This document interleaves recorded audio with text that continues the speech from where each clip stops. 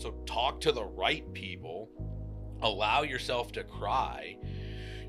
You gotta keep moving forward. You have to keep moving forward. Like, you must help people. You know what I mean? Like, you have to help people. That's all you, if you're called to help people, that's what you have to fucking do. And that's what I'm called to do. I'm called, like, God's calling is for me to help people and make it fun. You know what I mean? So it's like, I have to take care of myself so I can continue on the mission that God has me to do. So it's like, you got to get out of bed, you got to shower, you have to cook food, you got to take care of yourself, dude. Like, you need to continue to do those things, and it's gonna be tough and it's gonna suck, but it's helping you. You know what I mean? So it's like, talk to people, cry, keep moving forward, and, you know, celebrate their life, dude. Like, celebrate. Welcome to the Most High Show, a show about recovery, spirituality, and all that. Produced, posted, and hosted by people in recovery who have strength and hope and want to share it with you. If you or someone you love is suffering, we want you to know you are not alone. This is the Most High Show. All right, dude. You're all ready? I'm ready. Yeah. All right. Let's jump right in. Welcome to the Most High Show, made by and for people in recovery, a show about recovery, spirituality, and being human. Our mission is to provide impactful, community-driven media that informs, empowers, and inspires positive change. Real people, real stories, real life. This is the Most High Show. Woo woo. We always clap, but like, there's nobody. There's definitely a studio audience. Yeah, let's go. Yeah, live studio audience. Oh, we have an audience now. Yeah. All right. Well, joining me tonight is Josie on the interview. Woo! And then our special guest is James Eunice. Eunice? Yeah, Eunice. What's up? AKA Jimi Diamond. That's correct. Long-term recovery advocate, founder of Attainable Dreams, author of Poppy Seed Poetry, host of his own podcast, Against Medical Advice, actor, father of two, Renaissance man. Yes, all around. Yeah. So, should I call you James or Jimmy? Jimmy. Jimmy. Yep. All right. Can we what's Jimi Diamond? So that is a porn name. I'm joking. No, So it was a Brian Starr's interview real quick. I didn't put that on the resume. No. Whoa. So I remember I said I was doing stand-up back in high school. I started doing stand-up back in high school, and they said I had to come up with a stage name. So that was when I was listening to a lot of Jimi Hendrix and Neil Diamond at the time, weird combo. And I had to come up with a stage name, so I combined them to make Jimi Diamond. And that way, when I'm doing stand-up, I could just use that name. Fast forward, when I started acting, I got like this gig on this TV show pilot, and they were like, "Do you have a stage name?" And I was like, "Oh my God, dude. Jimi Diamond, write that like, down. I've been preparing my whole life for this moment. I've literally been waiting. Yeah, literally. Yeah. So that's the story of Jimi Diamond. That's great. Yeah, because with Jimi Diamond, I don't know if you're going to act, tell us a joke, or do a magic trick. Yeah. So. Pull a rabbit out of a hat. Yeah. All right. Has it become your preferred name now? So I went with it for a while just because, like, I was really trying to pursue acting and stuff like that. And it's just, like, catchy. And, yeah, so I went by Jimi Diamond for quite some time. And, yeah, so Jimi Diamond, what's up? Hey. That's how I met you. I didn't even know. I thought that was your real legal name. Perfect. See, that's... Yeah. Wait. When you guys met, he was Jimi Diamond? Yeah. Okay, no, this is incredible because let's just jump into, how did you guys meet? So we met, I was a client at a treatment facility. And, well, actually, before I was like a client, I met Jimmy when I was in Detox in Rome, Georgia. We met. Yeah. Jimi Diamond would be in Rome, Georgia. Yeah, I'm all over. Yeah, he was in Rome, Georgia, and then I moved to Norcross, and I'm in group one day, and he walks in, and I'm like, how is he here if he was in Rome? Yeah. And he was like bouncing back and forth. So yeah, I met him when I was in treatment. I was a client. He was a group instructor. Yeah. Yeah. Yep. Jimi Diamond, the recovery professional. Yeah, Yeah. Jimi Diamond, Attainable Dreams, coming in, running group, walking in. What's up, guys? We're here to recover today, Yeah. and this and that, and everyone's like, still detoxing. Like, what the fuck is going on, dude? Like, what is actually happening Yeah. here? I'm just picturing like you're the person that just like wakes up excited to be alive, and Yeah. then like the rest of us hate you. That's kind of what it was like. Yeah. Waking up and, having the energy, and then drinking about, maybe 3 or 4 cups of coffee, and then just like, Rome was 2 hours away, so I'm drinking coffee, I'm like listening to music, like, oh my God, this is gonna be the best day ever, we're gonna crush it. And then I would show up and Everyone's like on detox meds, half asleep, and you're like, and like for me, it was my first experience, and so when I went into group, I was like, this is like a lot. Like this person is like actually really happy to be in recovery and like so engaged. But I will say everybody was like, it's Jimmy's group. It's Jimmy's group. We love Jimmy's group. Like in Rome and in Norcross, people would be like, Jimmy's group, Jimmy's group, Jimmy's group. Yeah. Sometimes they would get a little bit crazy because the energy Wow. would transfer and it would turn into like a circus of like, Not the circus. of I don't even know. Yeah, sometimes we'd get off topic. People just kind of like do side conversations, and I got to reel them back in and Right. stuff like that. Yeah. But, So we have high school stage name, yeah, go into acting career, and now recovery professional. yes. Where did that jump happen? What's the story there? So the jump from comedian to like what part of the jump? Like going in, like, yeah, from going comedian to working in recovery, because I feel like those are two very different fields. Yeah, so I was like, stand up was, when I decided to start doing stand up, it was just kind of like for shits and gigs. You know what I mean? It wasn't like I was doing a lot of paid gigs. It was mostly like open mics and stuff like that. And then I ended up, getting hooked on drugs. So I went to college to be a school teacher. I was like a school teacher, taught 5th grade, did substitute teaching, like all that stuff. And I was using this whole time, drinking heavily throughout college. By the end of college, I was using heroin. And then I ended up getting out of college, just continued to use, and kind of got into that's just a whole other story, and that's a whole other podcast. That's a book. I could probably do a whole movie, Right. like whatever, a TV series. Ended up reaching my bottom and accepting help for treatment, and wound up in South Florida to get sober. And that was kind of like, literally watching therapists run group, being fucking miserable, and them being like, Jimmy, what's wrong? And I'm like, dude, these groups are trash. Like, this is horrible. Like, I'm not learning, I'm not engaged. Like, so that was, and they were like, oh, you think you could do better? And I was like, dude, I'm literally the best teacher ever. Like, I know I could do better. And they gave me the marker one day. I ran group, and the clients liked it. I was still a client.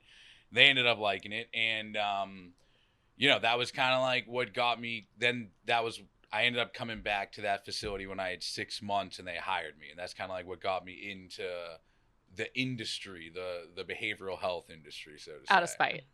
Out of spite. Yeah. I was like, That's- I can do better. You guys need to make your program better. Yeah. That's such addict thinking, being like, wow, this is terrible. I could do it better. Except they gave you a job. Yeah. They were like, all right, how much do you want to make? I'm like, you got to at least pay me like $35 an hour. We were talking about the price for a BHT. I'm like, yeah, you got to pay me like $35 an hour for a BHT. They're like, there's no way we're paying you that. Like, absolutely not. So coming in with a big ego, doing it out of spite, like, yeah, all that stuff. Yeah. Yeah, I'm also like just trying to imagine your personality. You're very like big and just your presence has been big and strong. But like, you're making your presence known, and then your drug of choice was heroin. Yes. So it's like, I can't even imagine. Yeah. Like what? So what was that like? You know, you're in treatment, and then you're like, you know what? I can do this. Like I could lead this group better. And so you have the marker. You're being. I'm imagining boisterous and comedic. So early in recovery, you get this spark back in you. Yeah, because I had no friends. I didn't know anyone. Like when I moved to South Florida, it was like I don't fucking know anybody, dude. So I need to make myself known to make friends. So I didn't want to be like timid and shy because I needed support and I didn't know anybody. So I would go to like the meetings and everything like that and grab a reading and turn on my Boston accent, you know what I mean? And like, can you turn it on now? Yeah, I can fucking sure. I can, but like I would turn it on thick, you know what I mean? I'd like grab the microphone, say whatever I could say, you know, whether it was class clown energy. I mean, I was the class clown. So out of 400 people in my graduating class, I was assigned class clown. So I've had that kind of like my whole life.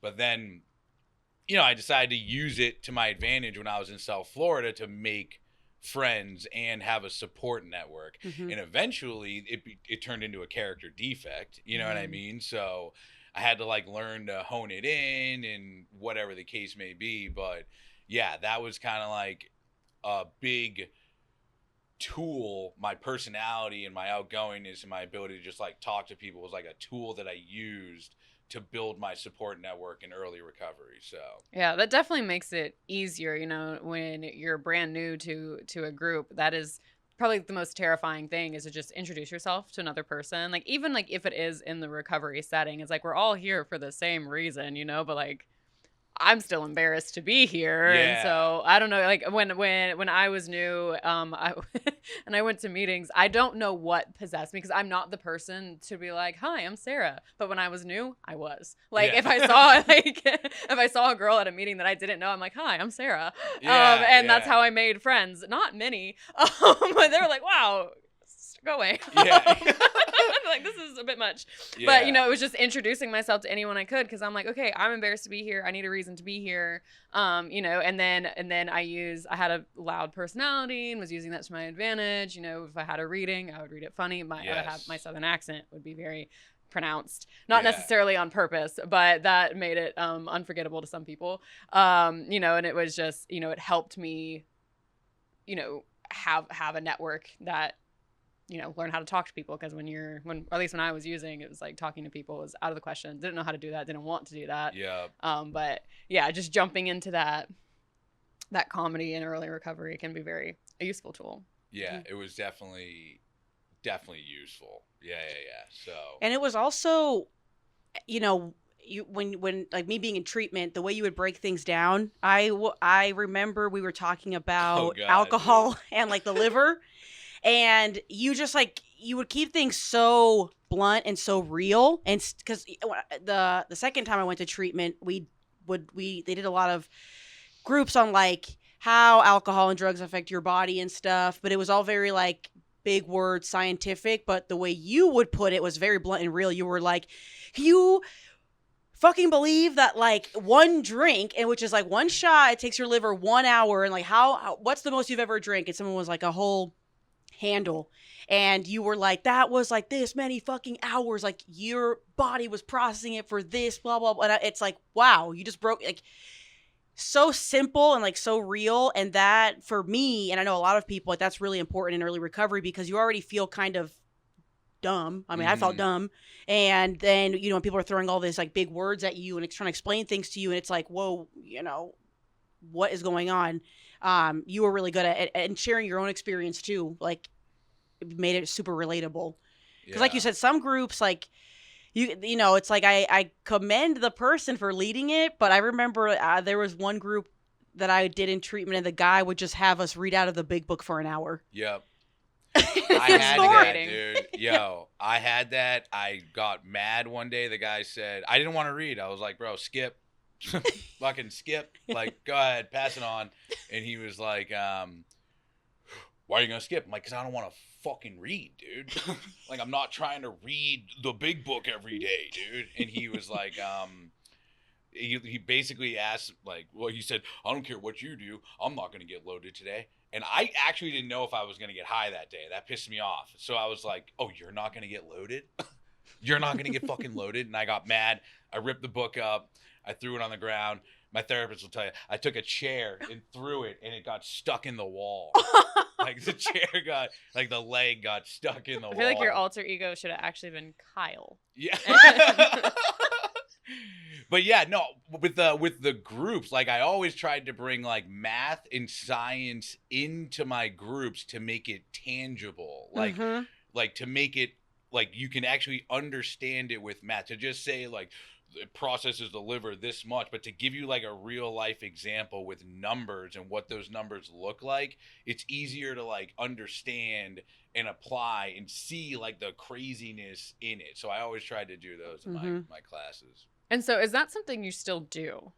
What? Like, work in treatment and lead these classes and groups and stuff? I don't lead classes anymore, but I do work in treatment. I'm a consultant now, so if somebody wants to expand or open or improve their program as far as, like, licensing, compliance, billing, business development, staffing, like, whatever they need in their program, me and my company come in and help them with that. Okay. And so, like, after, because I imagine you've been in this industry for a while. Yep. Okay. So you have, like, now, like, a wealth of knowledge in association with your comedy and liver and yeah, a whole bunch of random knowledge. Okay, yeah. That's great. And you're still using it for, the betterment of other people's treatment. Yes, that's really awesome. 100%. And so then I see you're the author of Poppy Seed Poetry. Yeah, I was talking to Christian out there, and he was saying that he wrote The Most High in, like, a notebook, and it turned into the podcast. When I was in treatment, you guys also heard that I used to rap. It was incredible, by the way. He played a song for us. I'm gonna dream about it later tonight. They said that I have to change everything, so I was like, all right, maybe I'll start writing poetry. So I came up with the idea of Poppy Seed Poetry, and what the book is, which is available on Amazon, is shameless plug. It's you've seen it, right? Mm-hmm. It's a compilation of art that I write on It's a compilation of poetry that I take photography of, which is written on things associated with the poetry.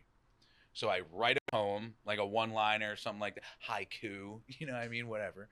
And then I write it on something, and then I take a picture of it, and I put all those together in a book. That sounds really cool. It is really cool.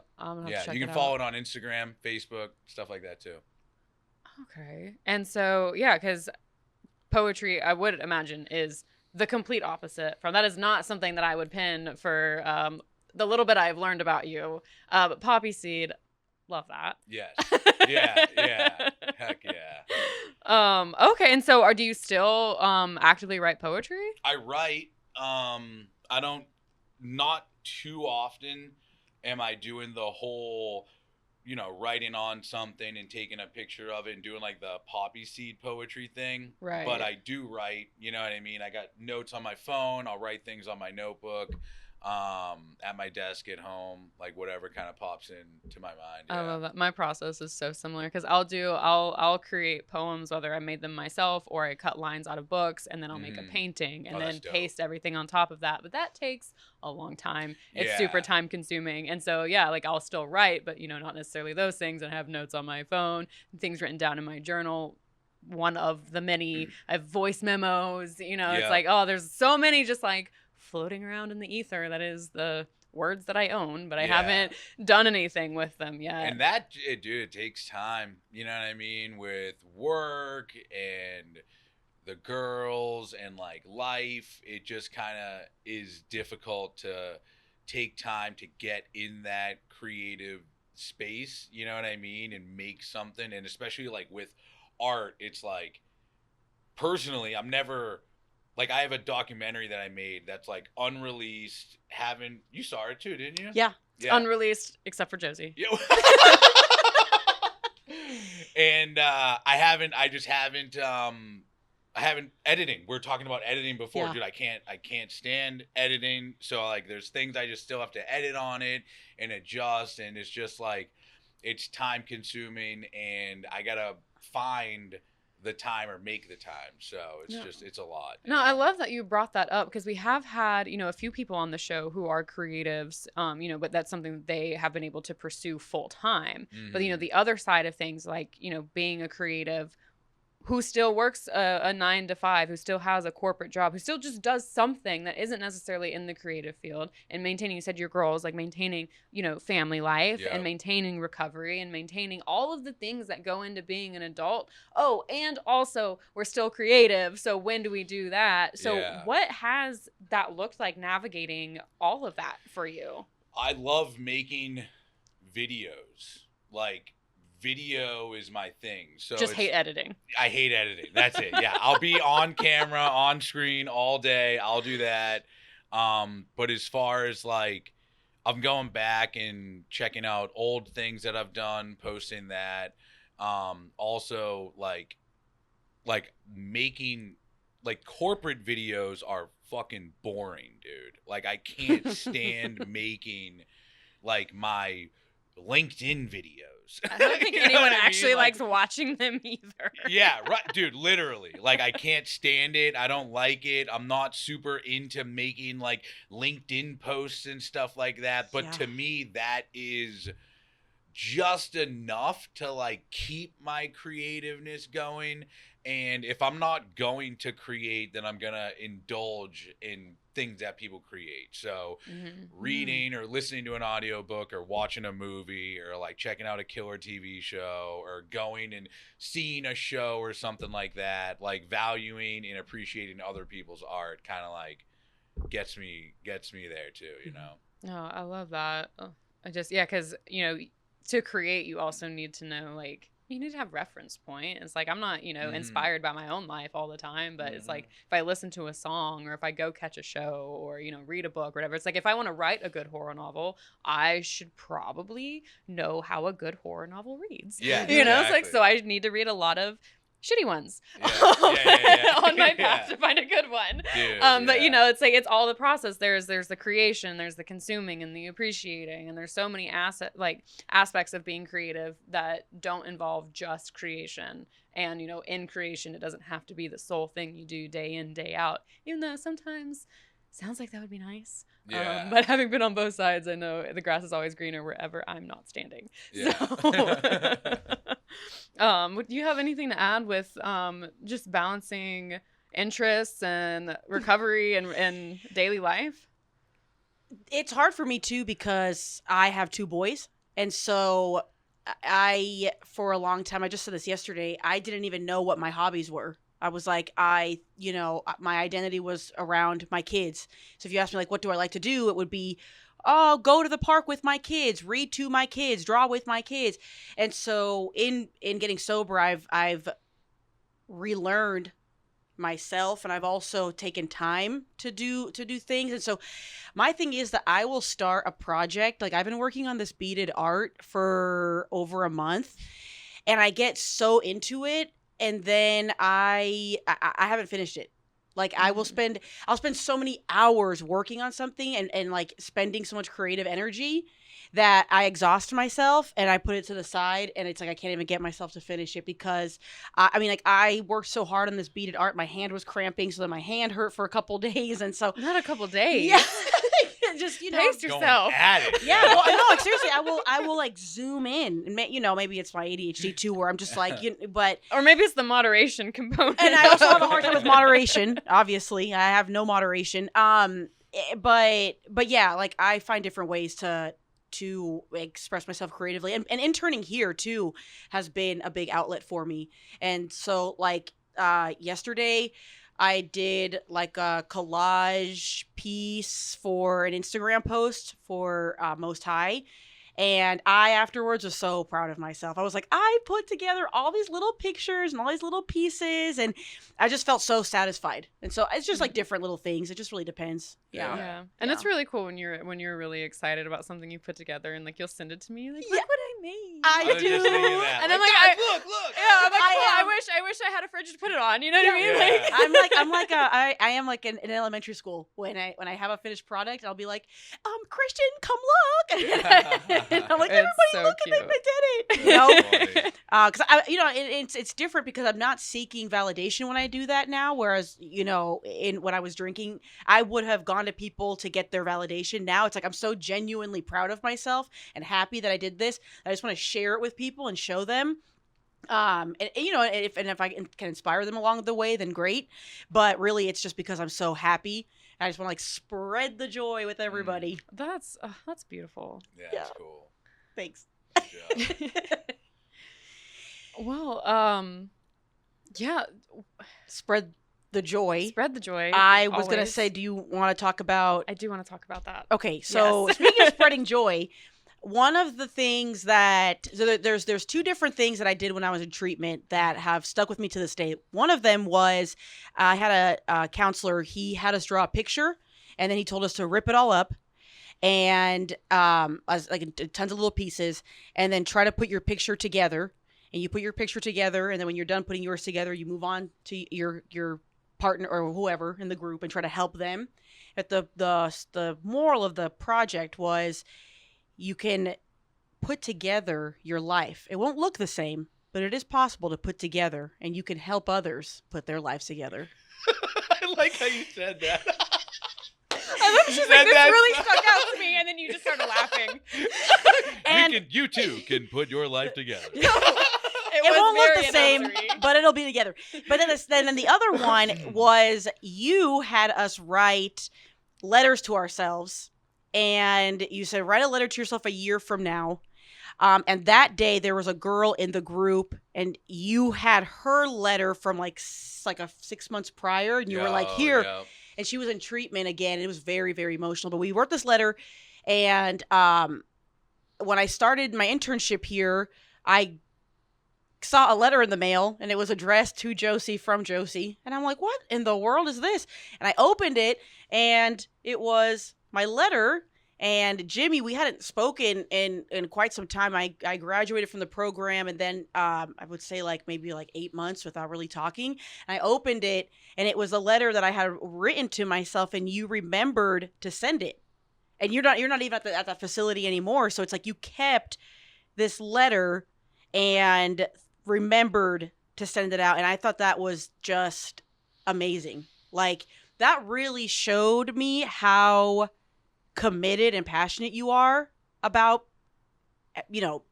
being in recovery and helping people, because you could have left and you could have taken these letters and just been like, who the fuck, fuck these clients. Yeah. Shred them up and not put them back together. Mhm. But you sent them out. And so I brought mine today, and I wanted to read it, if that's okay. Please Fuck do. yeah, Okay. dude. So your sticky note says, Josie, I pray everything is going as you dreamed. I feel blessed to be a part of your story. Call me sometime to check in. And I did call. I texted you. 'Cause I'm not a big caller. So this is June 3rd, 2024, 11:19 a.m. Hey, Josie, it's me, Josie. How about that? You're opening this letter that you wrote to yourself in PHP while being in sober living. You actually took the program and your recovery seriously, took in everything you could from those around you in short-term and long-term sobriety, and it shows. You have eased up on controlling everything and have entrusted in your higher power, and as you can see, it's all worked out. You've taken things slow. You think things through. Okay, you're 33 and you don't have a brand new car and own a home, but you are better off mentally and spiritually. You see your boys every day. You are building a bright future with them as well as for them. You are unapologetically yourself, not ashamed of who you are, and are active in your recovery community. You're almost complete in getting your addiction counseling certificate to pursue your dream and helping others. You did not cave in and get back together with your baby daddy. You continued to work on yourself and have not allowed him to work his way back into your life beyond co-parenting.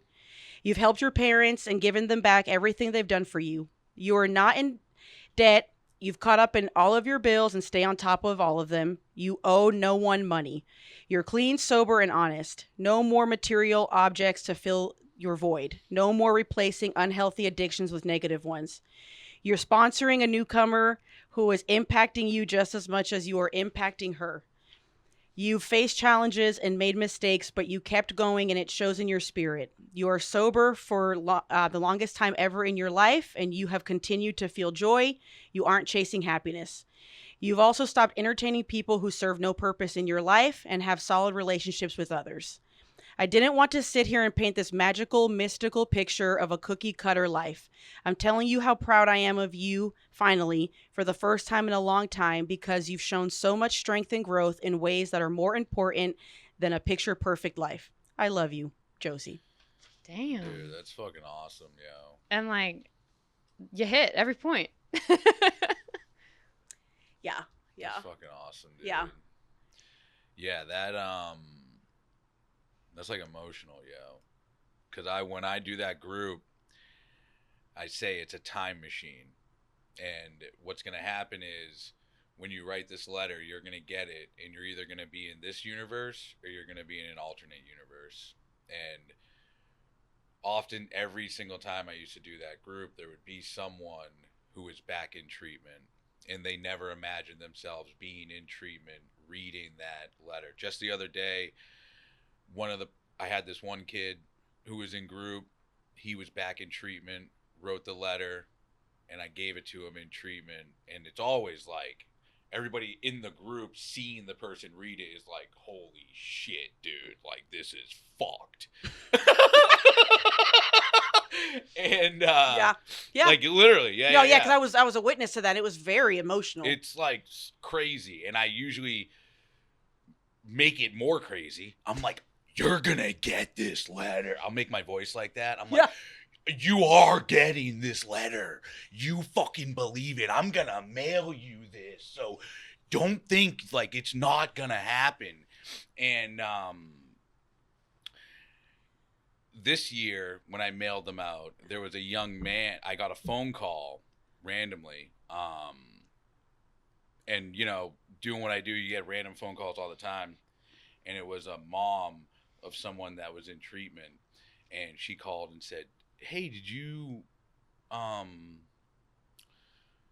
hey, is this Jimmy? Yeah, what's going on? Hey, did you send me this letter? Did you write this letter or did my son write this letter? And I was like, I didn't write the letter. Like your son wrote it. And she said that he passed away on New Year's. Ooh. And I mean, you should see it was just like very emotional. And the letter had an angel pictured on it, and he wrote, I love you so much, Mom. And, you know, God has you in the greatest place in the world, like ever right now. And he didn't pass away from this disease either, you know? And it was just like that was always the most emotional, one of the most emotional groups that I would ever run, because there was always a time where I sit down at my desk and I have a stack of letters, and you never know where they're going to end up. Are they even going to end up in this person's hands? Or are they going to end up in somebody else's hands? You know what I mean? So this year, you know, between you and that young man and everybody else, you know, reaching out, getting the letters, it was just like, it was definitely an emotional one. So yeah, that's like those are the types of groups that I run. Cause I remember I did that when I was in school, and my background's education. So I would always think of my favorite things that I did in school, but I never got my letter back. So it was always meaning, cause I always I'm 18. When's my letter going to be here? You know what I mean? And I, from 4th grade all the way to 18, was waiting for this letter to show up that never showed up. Mm-hmm. So I knew that there was always maybe a client out there that would wait, you know what I mean, to get it. And other people got it. They're getting married. They're doing this and that, you know? So it's a great way to just like, you know, stay in touch, keep people on the right path, and just like, I don't know. That's like my little thing. Super proud of you, dude. Like thank you. everything you wrote in there. I remember when you were like going fucking through it, dude. Yeah. Yeah. So. Yeah. And, I remember when you did that exercise, seeing the other person open it and reading it, and they were pretty distraught. For me, what I realized was, a year is a long time, but it's not a long time. And so when I write this to myself, I remember thinking like, I want to be as realistic as possible. And I want to write right now I have these goals here in treatment, which was I had no boundaries with my baby daddy. I really had like no idea of what I wanted to do next.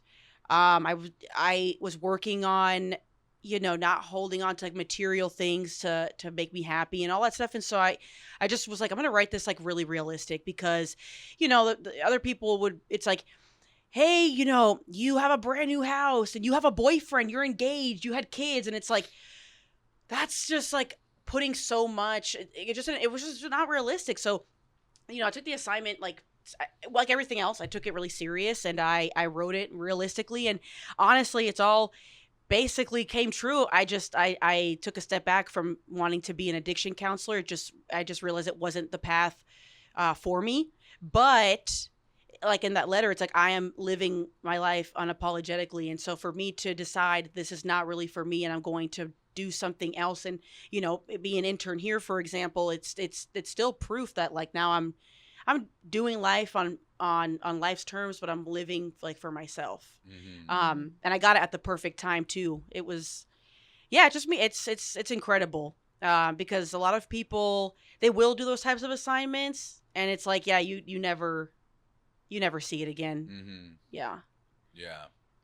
I can imagine that is such like a mixed bag of responses that you would get. Because yeah, in a year, where might people be?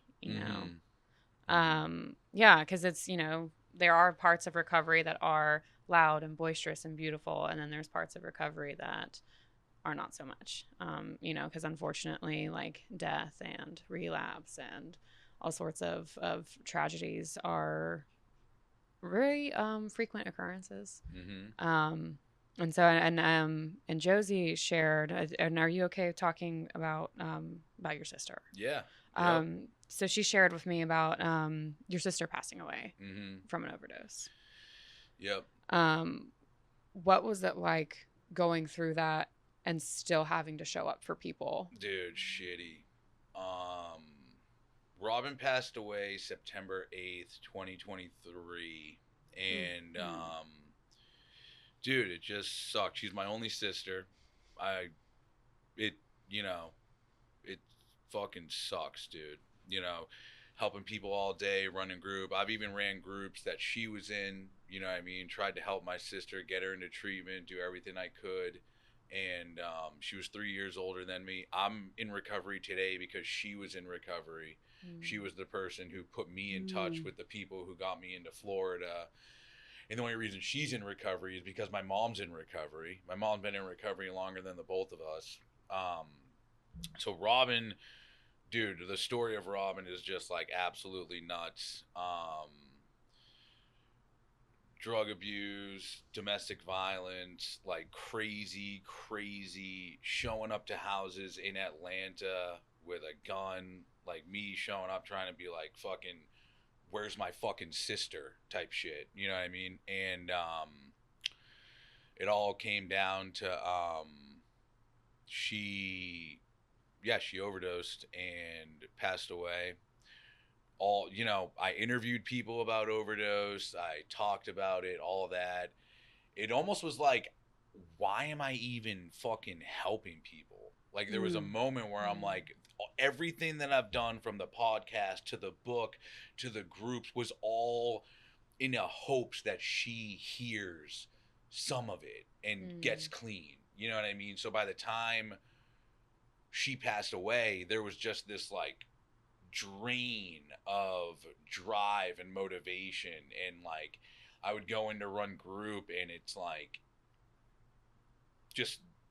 I was just consumed with passion. I mean, you can see I'm already super passionate. So like, I would be like, you don't understand. Like, you don't fucking understand.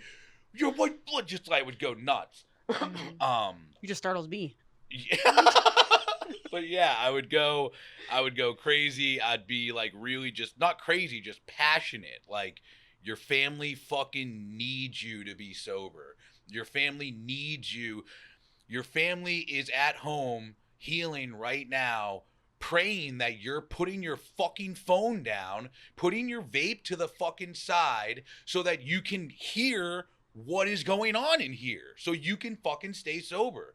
They're not sitting at home thinking that you're fucking talking to the person next to you. They're sitting at home thinking that you're actually getting sober and you're coming home sober, dude. And they need you to fucking do that. Your friends need you to do that. You fucking need you to do that. And you know, when Robin passed away, there was so many parts of losing a loved one that I just never understood. You just don't know about it. You know what I mean? You don't know that, you know, they pass away, then you have to figure out like where they are. Where are they? What morgue are they at? What happened? The confusion, the not knowing, having answers. Like there's, you know, going and getting their property from the police station, and my mom taking her pocketbook and just, you know, smelling it. And you don't talk about, like, people don't talk about that type of shit. And it's like it's surreal. You can't even believe it's happening. And then having to go clean out her apartment and seeing where she was, you know, when she passed away, and taking everything off the walls, and, you know, getting tattoos for her, you know what I mean? And like just seeing, like, having to pick out a funeral home, and how am I going to explain this to my daughters that their aunt, they're never going to see their aunt again, you know what I mean? And, you know, how am I going to go back to work and try to help people? So it was a big journey. Like that in itself has been a journey, you know. And going back to fucking 1 year sober, bro, 1 year, you know what I mean? What the fuck? There's so much more to life, and you don't even understand.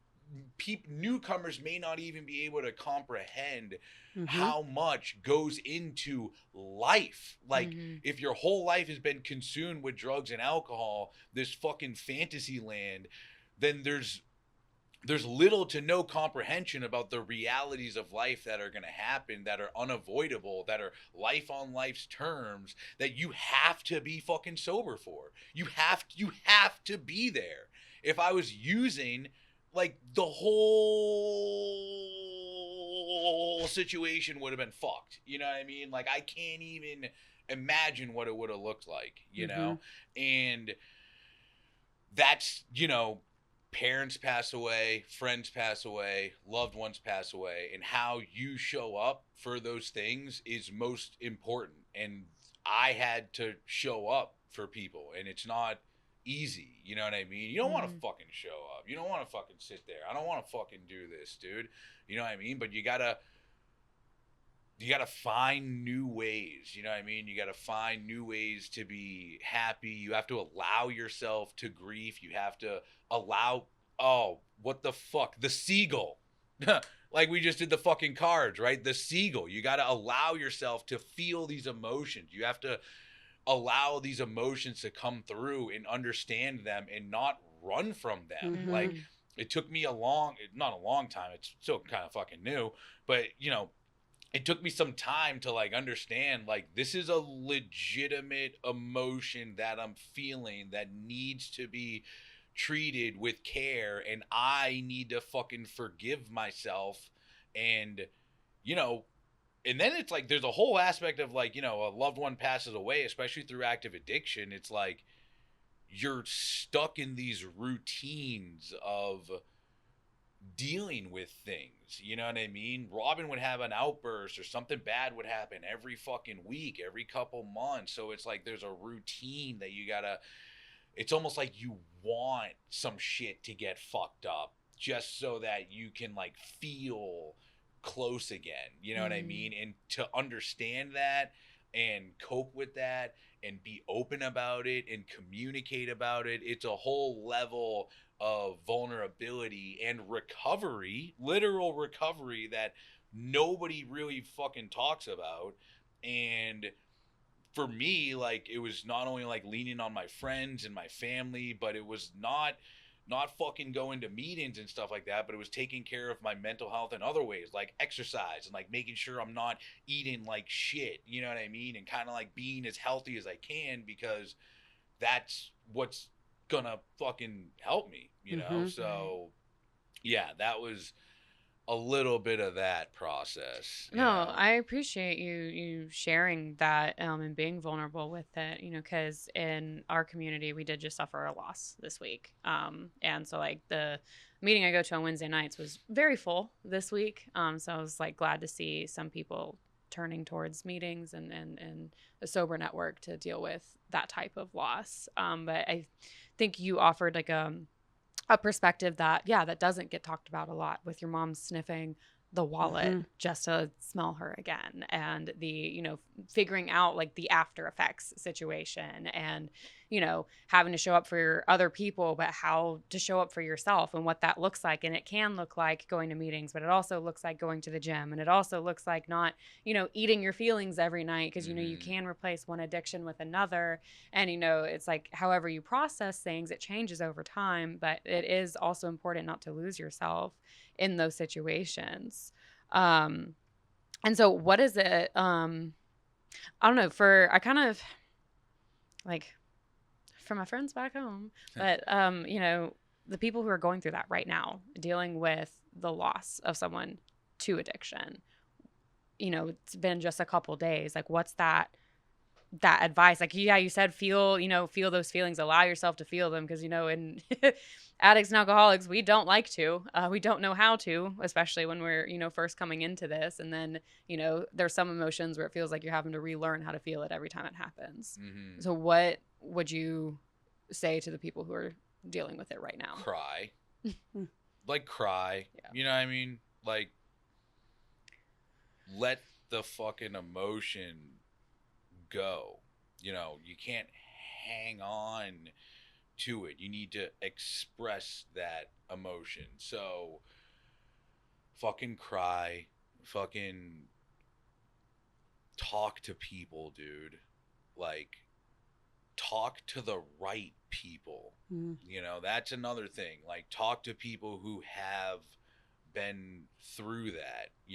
I remember before my sister passed away, people would talk to me about when Robin passed away, I felt nauseous about how I used to talk to people when their loved one passed away. So I don't understand. I had no idea. And I'm fucking trying to give advice to someone who I don't even, it made me sick to my stomach. Not that I was saying anything, probably bad or wrong. It's out of the pureness of my heart. But like, you got to talk to people who have fucking been through it, because they're probably not going to say anything, which is exactly what you fucking need sometimes. You know what I mean? I don't fucking need someone to tell me it's going to be okay or this or that. Sometimes I just need someone to fucking listen, dude. Just like, shut the fuck up and let me say what I'm going to say, So talk to the right people.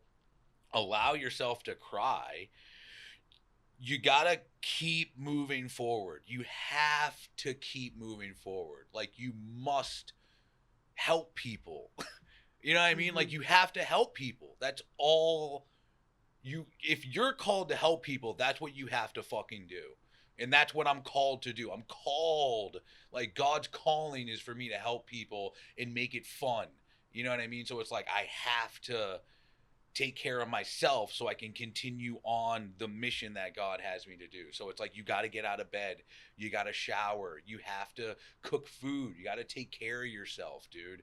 Like, you need to continue to do those things. And it's going to be tough and it's going to suck, but it's helping you. You know what I mean? So it's like, talk to people, cry, keep moving forward, and, celebrate their life, dude. Like, celebrate. Try not to make it like this daunting, everybody's gonna pass away at one point, you know what I mean? And celebrating their life, to me, is a positive way of looking at the situation than grieving their death, than constantly being like I'll play the tape through of like the phone call, you know what I mean? And, you know, play the tape of like, dude, literally like hearing my mom screaming on the phone. I'll never forget, I grabbed a hair clip and just crushed it with my hand while I was just like overwhelmed with so much like emotion. I just crushed it. I was hoping that like each break would just rip my skin open. And dude, funny story. I found out my sister passed away. I'm driving to go to my parents' house. It's like midnight, and I get to a red light, and I'm just like just drained. You know what I mean? Car next to me is like, "Hey, roll your window down. Roll your window down." And I'm like, "No, what the fuck, dude?" You know what I mean? And I was like, and I roll my window down, and they rolled their window up. Dumbass prank. Bro, Dude, I've done that to people. I've done that to people. Yes. And I was like, I'm Yes. going to kill these kids. Like I am, and it was just like, I'm but I've done that. Yo, right? I'm never gonna do it again now. I'm like, but it was like, again, I just remember being like, these kids just have no clue, dude. You know what I mean? But that is the world. You know what I mean? The world has no fucking clue what's going on in my world.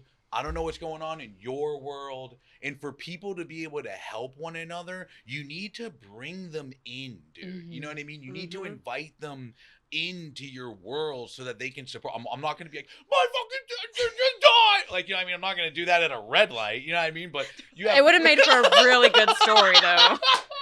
You would have ruined their whole night. Right. But you gotta bring people in to support you because you need support. And I'm just like, I don't fucking need no help. You know what I mean? So it's tough for me to like allow people to love me like strongly and purely, but like you have to allow that to happen, and you need to celebrate the people, and it takes time before those tears start turning into like happy tears and smiles. Of course, me and my family miss Robin like dearly, and we do, you know, sob every now and then, but for the most part we're joyous and laughing and celebrating the times that we had with her. But it would be cry, feel the feelings, keep going with your life, find some fucking support, and celebrate their life. Like, find ways to like feel connected to them. You know what I mean? Because the only thing that I heard someone say, the only thing that grief is not knowing when the next time I'm going to see them is. You know what I mean? Like, I know where my girls are. I can drive there. I know how long it's going to take for me to get there. But grief comes when I don't know when the next time I'm going to see them is. I don't know how far away they are. So if I can find creative, you know, interesting ways to feel closer and connected to that loved one, for me, it's overeating. Whenever I overeat, I'm like close to Robin, because we would do that all the time. She was like, yo, let's go fucking get some crazy shit to eat, dude. And like, but that's how I connect with her. You know what I mean? So that would be my suggestion. I think there's important things you shared in there. And what really stood out was the allow yourself to feel those feelings, allow yourself to cry, allow yourself to receive help from other people. Because it's stuff that sounds so like, well, duh, you know, you should cry, you should feel your feelings, you should accept help when people offer it. But, you know, it's especially in the recovery community that like that's going to be like the first thing we shut off.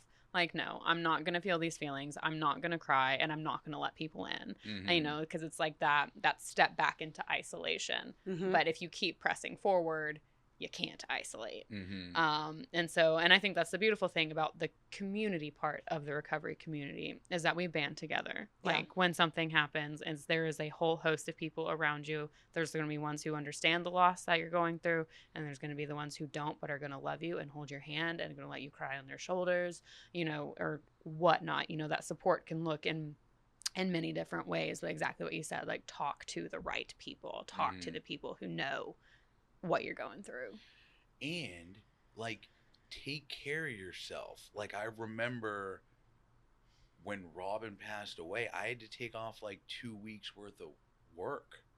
You know what I mean? And you go back to like the idea of like recovery and financial amends. If you're not making these amends, if you're not like folding your fucking laundry, all those things are going to be even more difficult when life shows up. And it's not the fact that like those things got in the way of me doing those things. It's the fact that I was too goddamn lazy to fold my fucking laundry when I should have fucking folded my laundry. And now folding laundry is this huge fucking thing because life shows up. You know what I mean? If you're not making your financial amends or you're not handling your emotions when this life shit actually happens, it's just going to feel so much more difficult to get back into where you need to be. And it's not because of life happening. That's what life is. It's because I was neglecting it before this shit even happened, you know? So that is why, to me, like, recovery isn't just staying sober. It's literally like taking care of your responsibilities in all aspects of finances, emotions, relationships. Like, if I'm not maintaining these friendships, where the fuck are they gonna be when shit happens? Where is my support gonna be if I don't check in and be like, yo, what's good? Just seeing what's up. You know what I mean? So that to me is like it's very, very important too. So Yeah. Well, to end it on a lighter note, we have some quick rapid fire questions that people sent in on Instagram for the show. Okay. And just make sure everyone listening, yes, they submitted questions on Instagram, so check out next week. So question number 1, what's your I can't believe I said that in group moment? Damn. I have one. You have one? I have one. For him or for Yeah, say it. I got a couple. One time we were in group and you were like, you know, have you guys ever fucked? He goes, please finish the sentence. And he was like, I meant, have you guys ever fucking? And I died. Like I even in cursive wrote, have you ever fucked? And I put ... and I put flowers around it. Yo, that's so funny. So that was funny. Oh, dude, there's a lot of them. I know there's a lot of them. I don't remember these stories from when you were in treatment. Yeah, it was a word slip. You were like, have you guys ever fucked? No. He's like, no, that's not what I meant. I know one time when I was teaching a middle school class, and I was a substitute for a music class, and dude, it was like 6th grade. These kids are in fucking 6th grade, dude. I'm in active addiction. You know what I mean? Like dude, and the kids were like, I'm like, you guys gotta go on the computers and fucking do this shit or whatever. I didn't say it like that. I was like, you guys go on your computers, do whatever you gotta do. And they were like, can we use our cell phones? I was like, dude, no, absolutely not. What are you talking about? Use your cell phone. They were like, it's BYOB. And I'm like, what is BYOD? BYOD, bring your own device. I'm like, that's not a thing, dude. That's not a thing. And they were like, yes, it is. I swear it's a thing. I'm like, it's not a thing. I'm telling you. And they were like, are you positive? I go, no. They were like, are you sure it's not a thing? I go, yes, I'm sure it's not a thing. And they were like, are you positive? I go, I'm HIV positive. I said, I'm HIV positive. You can't do it. And one kid goes, what's HIV? And I was like, oh my God, dude. I should not have said that. So like for the next 2 weeks, I was like sitting around like waiting to get fired. And it never happened. Oh my God. Wow. Question number 2. Yeah. If you could ban one phrase from recovery circles, what would it be? If I could ban one phrase from recovery circles, it would be, oh,